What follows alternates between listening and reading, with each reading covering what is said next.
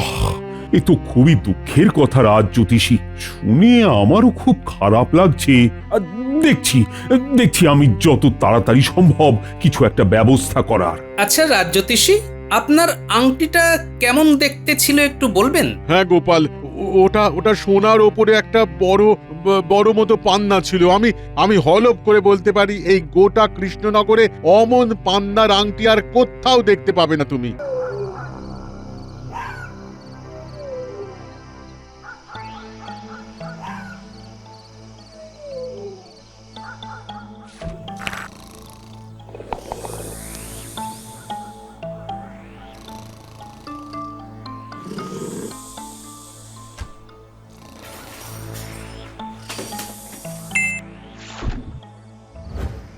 উমা, এই গেল গেল গেল গেল গেল, আমার সোনার ঘটিটা চুরি হয়ে গেল গো।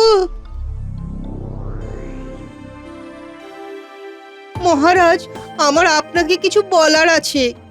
বলো বলো সভাকবি, কি বলার আছে তোমার? মহারাজ, আপনাকে কি যে বলি, বলতেই আমার বুক কেঁপে উঠছে মহারাজ। কেন কেন সভাকবি, কি এমন হলো বলো, আহা বলোই না।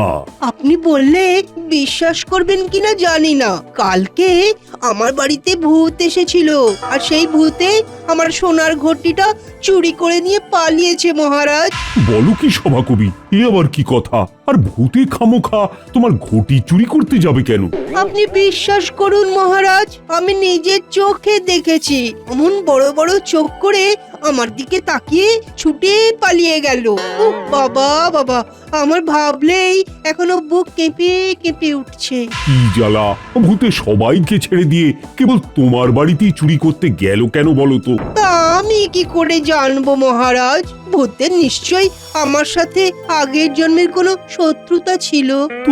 তুমি যে কি আবোল তাবোল বলো না সভাকবি, নির্ঘাত ঘুমের ঘোরে ভুল দেখেছো মনে হয়।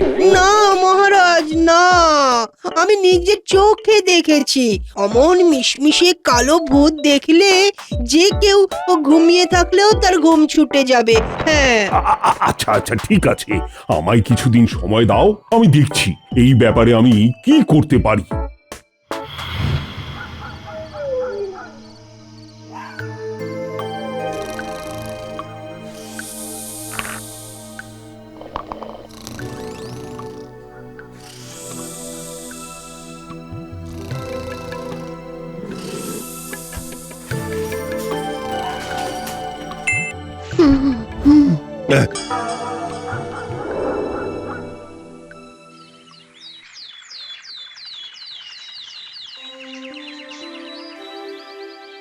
মহারাজ, সর্বনাশ হয়ে গেছে মহারাজ। সে কি সেনাপতি, তোমার আবার কি হলো?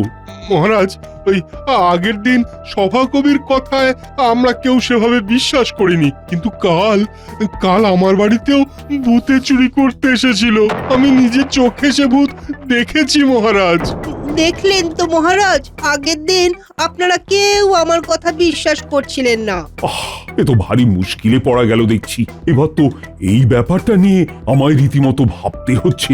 হ্যাঁ মহারাজ, এইবার ভাবুন, না হলে আমরা সবাই সর্বশান্ত হয়ে যাব। হ্যাঁ হ্যাঁ মহারাজ, একটা কিছু ব্যবস্থা করুন।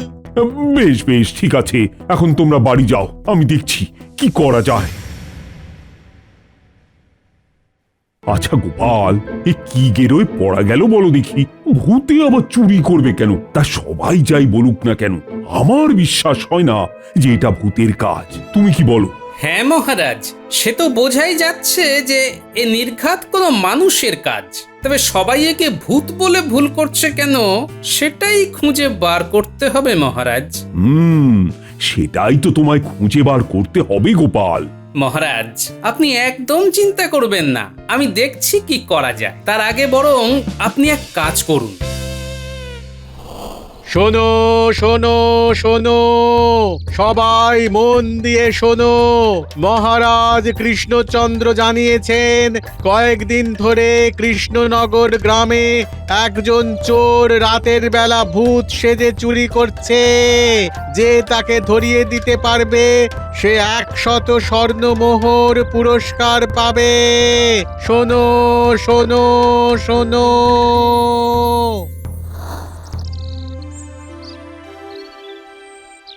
মহারাজ, আপনাকে আমরা কত করে বললাম যে ওটা ভূতে চুরি করেছে, আর আপনি কিনা ঢেরা পেটালেন চোরে চুরি করেছে। হ্যাঁ মহারাজ, আমি নিজে দেখেছি, আমরা নিজের চোখে দেখেছি যে ওটা ভূত।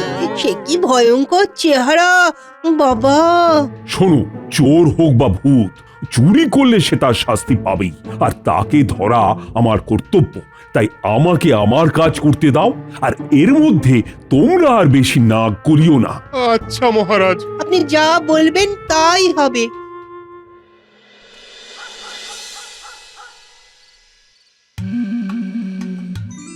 এইটা তো বোধ হয় সবচেয়ে দামি হবে। এইটারে আগে ভাগে থলিতে ঢোকাই বাবা।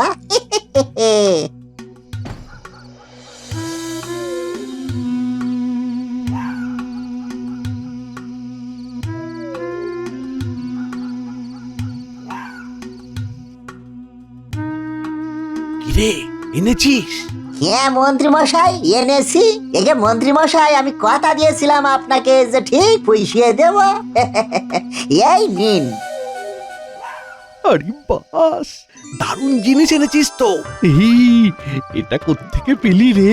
সে আপনার জানি কি হবে মন্ত্রী মশাই, আপনার কথা মতো কাজ তো করেই দিচ্ছি। ঠিক আছে ঠিক আছে ঠিক আছে, যা যা যা, ভাগ এখন যা। আর এবার থেকে ঠিকঠাক সময়ে আমার বকশিসগুলো যেন আসতে থাকে, হ্যাঁ, মনে থাকে যেন। এগে মন্ত্রী মশাই, এলুম।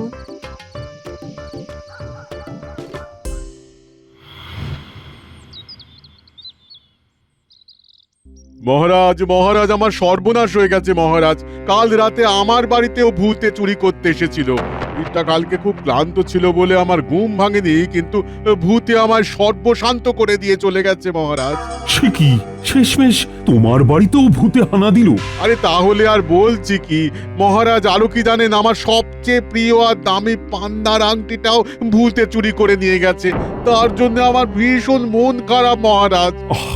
এ তো খুবই দুঃখের কথা রাজ জ্যোতিষী, শুনে আমারও খুব খারাপ লাগছে। আর দেখছি দেখছি আমি যত তাড়াতাড়ি সম্ভব কিছু একটা ব্যবস্থা করার। আচ্ছা রাজ্যোতিষী, আপনার আংটিটা কেমন দেখতে ছিল একটু বলবেন? হ্যাঁ গোপাল, ওটা ওটা সোনার ওপরে একটা বড় মতো পান্না ছিল। আমি হলফ করে বলতে পারি, এই গোটা কৃষ্ণনগরে অমন পান্নার আংটি আর কোথাও দেখতে পাবে না তুমি। আচ্ছা রাজ্যোতিষী, আপনি কয়েকটা দিন সবুর করুন, আমি দেখছি কি করা যায়। সে তোমরা দেখো কি করতে পারো। আজ আমার একেবারে মন ভালো নেই মহারাজ, আমায় অনুমতি দিন, আজ আমি তাড়াতাড়ি চলে যেতে চাই। বেশ বেশ, তোমায় আজ আর আমি আটকাবো না। যাও যাও, তুমি বাড়ি যাও। আর হ্যাঁ, সভা আজকের মতো এখানেই শেষ হলো। তোমরা সবাই এখন আসতে পারো। কি হে মন্ত্রী, আজ এত দেরি? রাজসভা তো শেষই হয়ে গেল। কি বলি মহারাজ, কাল থেকে পেটটা বড় জ্বালাচ্ছে। রাতেই দুবার উঠতে হয়েছিল, তাই রাতেও ভালো ঘুম হয়নি, তাই আর কি। ও তাই বলো? মন্ত্রী মশাইয়ের হাতে রাজ্যোতিষী যেমন আংটির কথা একটু আগে বলে গেল, সেরকম আংটি কেন? ব্যাপারটা তো ঠিক সুবিধের মনে হচ্ছে না। গোপাল, এইবার কিন্তু ব্যাপারটা বেশ গুরুতর বলে মনে হচ্ছে। পরপর রাজসভার 3 সদস্যের বাড়িতে চুরি, এবং তোমার কথা মতো ঢেঁড়া পিটিয়েও তো কোনো কাজ হলো না। এবার যে তাড়াতাড়ি কিছু একটা ব্যবস্থা করতেই হবে। আমার একটা আর্জি আছে মহারাজ, এই ব্যাপারে আমি আপনার সাথে একটু আলাদা করে কথা বলতে চাই। হ্যাঁ, যত সব বাড়াবাড়ি, সব সময়ই ওনার আলাদা করে মহারাজের সাথে কথা বলতে হবে। শুধু এই নেব সেই নেব, এই ধান্দা। হ্যাঁ মন্ত্রী মশাই, আপনার মতো সৎ যদি হতে পারতাম তাহলে যে এই জীবনটা ধন্য হয়ে যেত। কিন্তু কি করব বলুন, লোভে পাপ আর পাপে মৃত্যু। হ্যাঁ, সেটাই সেটাই সেটাই যত তাড়াতাড়ি বুঝবে ততই তোমার মঙ্গল। না হলে একদিন এই লোভের চক্করেই তুমি মারা পড়বে গোপাল। ধন্যবাদ মন্ত্রী মশাই, আমাকে আগে ভাগে সাবধান করে দেবার জন্য। উফ, তোমরা এই সাপে নেউলের মতো সবসময় লেগে যাওয়াটা বন্ধ করতো। চলো চলো তো গোপাল, কি বলবে, চলো।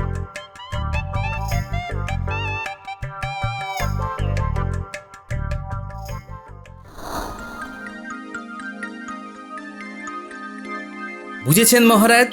আর হ্যাঁ, একদিন পরে এসে আমি আপনার কাছ থেকে একটা বড় কলার কাঁধি আর একটা বস্তা নিয়ে যাব। ওইটার ব্যবস্থা কিন্তু আপনাকেই করতে হবে। গোপাল, তুমি মাঝে মধ্যে এমন উদ্ভট কথাবার্তা বলো না, তার মানে আমি কিছুই বার করতে পারি না। কিন্তু এও সত্যি যে তোমার উপর ভরসা না করেও পারা যায় না। বেশ বেশ, তুমি যা বলবে তাই হবে। এখন আমি আসি মহারাজ।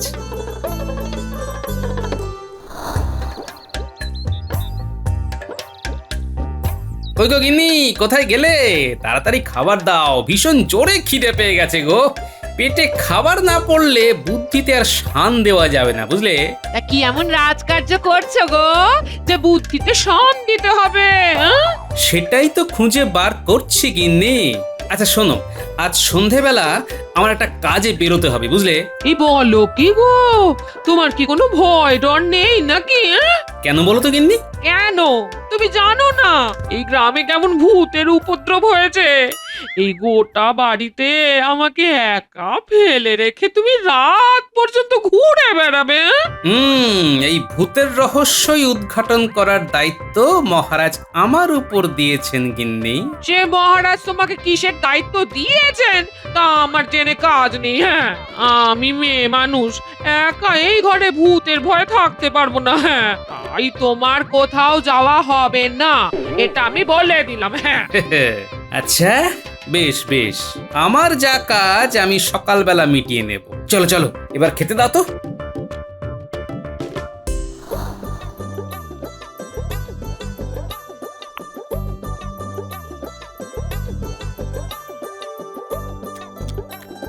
তিন চার দিন ধরে চুরিটা হচ্ছে, আর চুরিটা এমন সময় করা হচ্ছে যে সময় পূর্ণিমার চাঁদ ওঠেনি আর অমাবস্যার পরপর। এছাড়াও প্রথমে চুরি হলো সভাকবির বাড়ি, তারপর সেনাপতি, তার পরের দিন চুরি হলোই না, তারপরে হলো রাজ জ্যোতিষীর বাড়ি। অর্থাৎ চোর বেটার রাজসভার লোকজনই প্রধান লক্ষ্য। তাহলে পড়ে রইলাম আমি, মন্ত্রীমশাই, রাজবৈদ্য, বিজ্ঞানী।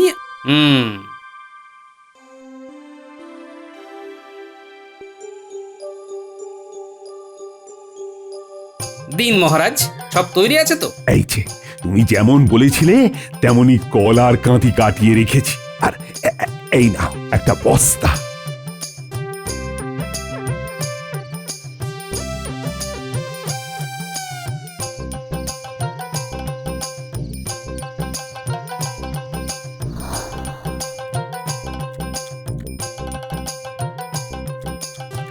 বলি হ্যাঁ গো, তুমি কি একেবারে পাগল হয়ে গেলে নাকি? হ্যাঁ? আজ রাতে আমি তোমাকে আর খেতেই দেবো না। হ্যাঁ, এক কাঁদি কলা একটা মানুষ এক নিমেষে শেষ করে ফেললো গো। এবার আমার কাজ হলো যতজনের বাড়ি চুরি হয়নি তাদের বাড়ির সামনে কলার খোসা ফেলা।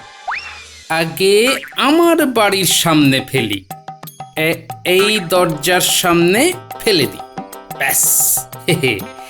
এরপর একে একে রাজবৈদ্য, মন্ত্রী আর বিজ্ঞানীর বাড়িতে ফেলতে হবে।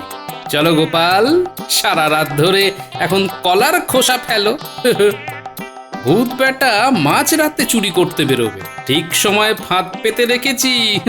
বাবা, বারে বারে ঘুঘু তুমি খেয়ে যাও ধান, এবারে গোপাল তোমার বধিবে পরাণ।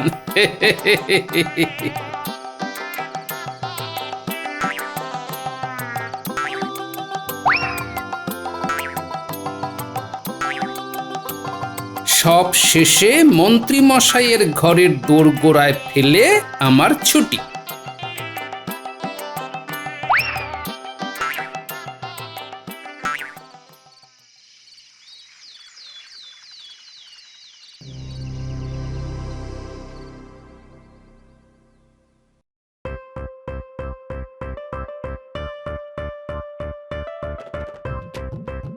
রাজবৈদ্য মশাই, আপনি আমারে বাঁচান।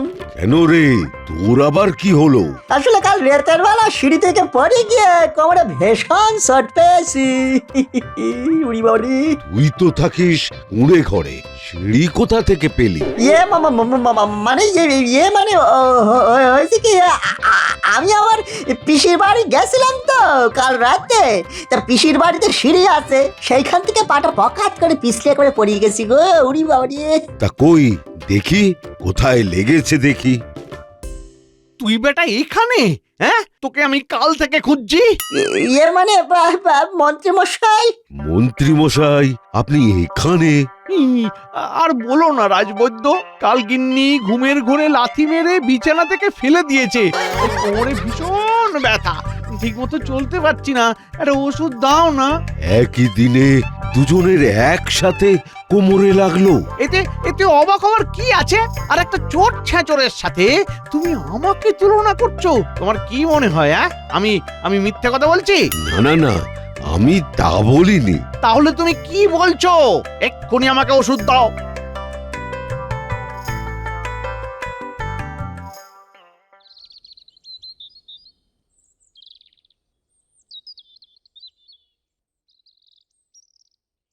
রাজবৈদ্য, রাজবৈদ্য, কোথায় গেলে কোথায়?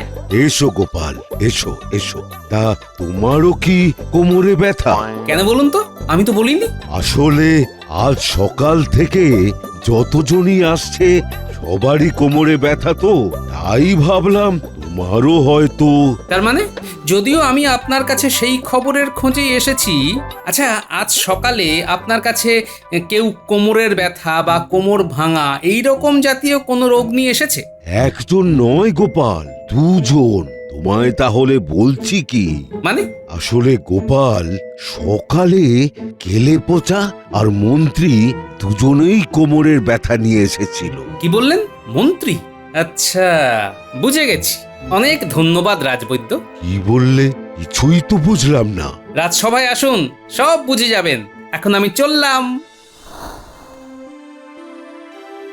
মহারাজ, কেলে পচা এবং মন্ত্রীমশাইকে এক্ষুনি রাজসভায় আনার ব্যবস্থা করা হোক, তারপরেই আমি সব বলবো। প্রহরী, গোপাল যা বলল তাই করো। এই তো মন্ত্রীমশাই, কেমন আছেন? গোপাল, এই ব্যাপারটা কিন্তু মোটেই ঠিক হচ্ছে না। একে আমি আমার কোমরের ব্যথায় একেবারে নাজেহাল হয়ে পড়েছি, এইরকম অবস্থায় জরুরি তলব দিয়ে আমাকে রাজসভায় আনা হলো কেন বলো? আপনাকে বেশিক্ষণ ধৈর্য ধরিয়ে আমি রাখবো না মন্ত্রীমশাই।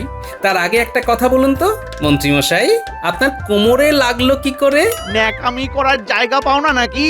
রাজবৈদ্য তো জানে আমি আজকে সকালে ওর কাছে ওষুধ নিতেও গিয়েছিলাম। কি রাজবৈদ্য, বলো? হ্যাঁ, আসলে উনি বললেন ওনার গিন্নি রাত্রিবেলা ওনাকে লাথি মেরে বিছানা থেকে ফেলে দিয়েছেন, তাই ওনার এই হাল। আহা, এটা তো হলো বানানো কথা। এবার আসল গল্পটা কি সেটা একটু বলুন তো মন্ত্রীমশাই। আসল গল্প মানে? আর হ্যাঁ, কেলে পচা, তোর কোমরে লাগলো কি করে? মানে মানে হয়েছে কি, থাক, আমি বলছি আসল ঘটনা। ওরে বাবা রে, মল্লুম রে, ওরে বাসা, ও বাসা বাসা রে, ওরে বাবা রে।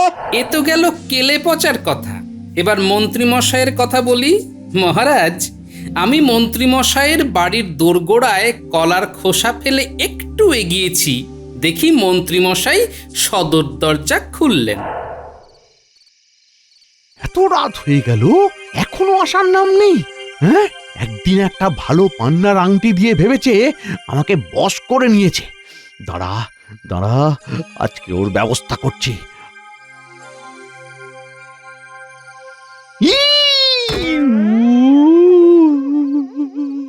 ওরে ওরে, কে আছিস? আমায় ধরে তোল তোল। ওরে বাবারি, কে বেটা এখানে কলার খোসা ফেলে রেখেছিস? ওরে বাবারি, উ আচ্ছা, তার মানে মন্ত্রীমশাই এই চুরির মধ্যে আছে। ভালোই হয়েছে, থাকুক পড়ে। না মহারাজ, গোপাল সব মিথ্যে বলছে। ওর যত সব ভুলভাল কথা, সব সময় ওর ব্যক্তিগত আক্রোশ আমার উপরে দেখায় মহারাজ। তাই নাকি মন্ত্রীমশাই? আচ্ছা, আর একটু অপেক্ষা করুন রাজ্যতীষী। আপনি বলেছিলেন না আপনার একটা পান্নার আংটি নাকি ভূতে চুরি করেছে? হ্যাঁ, আমি তো তাই বলেছিলাম। তা মন্ত্রী মশাইয়ের হাতের দিকে তাকিয়ে দেখুন তো, এটাই আপনার সেই আংটি কিনা? হ্যাঁ গোপাল, হ্যাঁ এটাই তো আমার সেই আংটি। কিন্তু মন্ত্রী মশাই, এই আংটি আপনার কাছে কি করে গেল? তুই কি এবার নিজের মুখে পুরোটা স্বীকার করবি কি করে দুই ভূত একসঙ্গে মিলে গেল? না আমি পেয়াদা ডাকিয়ে গারদে পুরে রামধলাই খাওয়াবো? আমি বলতেছি, আমি সব বলতেছি। সেদিন রাত্রিবেলা আমি মন্ত্রী মশাইয়ের বাড়ি চুরি করতে গেছিলাম।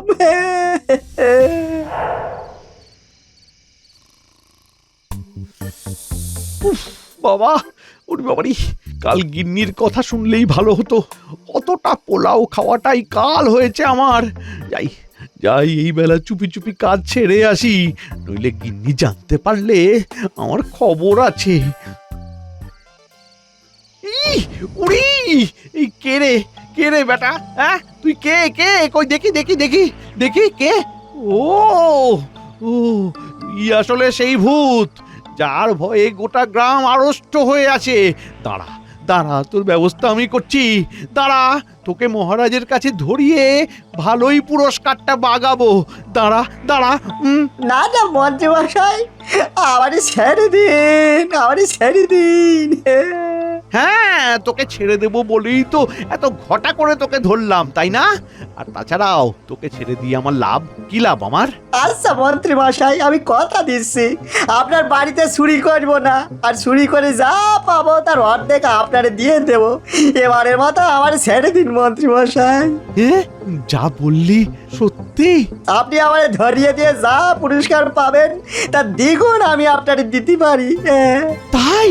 হ্যাঁ মন্ত্রী মশাই, সত্যি আমারে বিশ্বাস করেন মন্ত্রী মশাই। সে ঠিক আছে, তোকে আমায় এখন বিশ্বাস করতেই হবে।